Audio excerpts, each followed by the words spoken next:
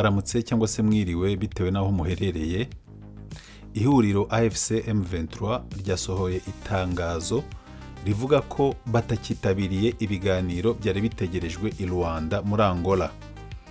Ibyo biganiro byagombaga kuzabahuza na leta ya Repubulika Iharanira Demokarasi ya Kongo.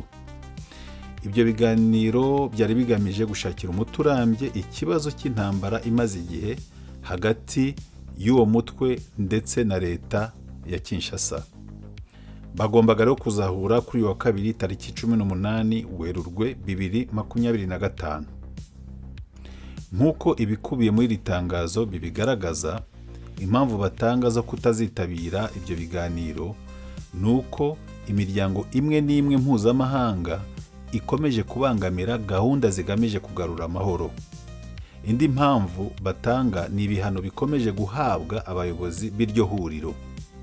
Bakaba nanone bamenyesha umuryango mpuzamahanga n'abari mu gihugu muri rusange ko leta ya Kinshasa ikomeje intambara yo ku butaka ndetse no gusuka ibisasu ahateraniye abaturage cyangwa se ahatuye umubare munini w'abaturage ndetse no ku birindiro byabo.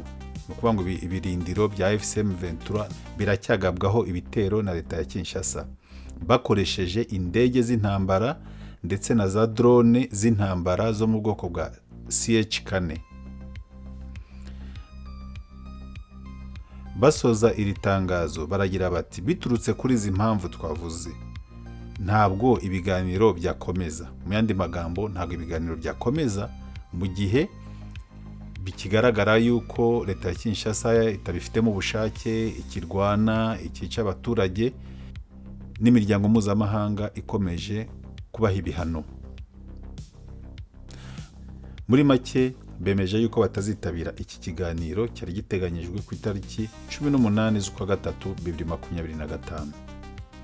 Mwakoze gukurikira iki kiganiro cyari gikubiyemo iri tangazo. Tukaba tubashimiye. Niba utarakora subscribe, ureba aho hasi handitseho subscribe, uhakande no kunzogera kugira ngo ibiganiro, amakuru y'ubutaha azakugeraho ku gihe. Mugire ibihe byiza.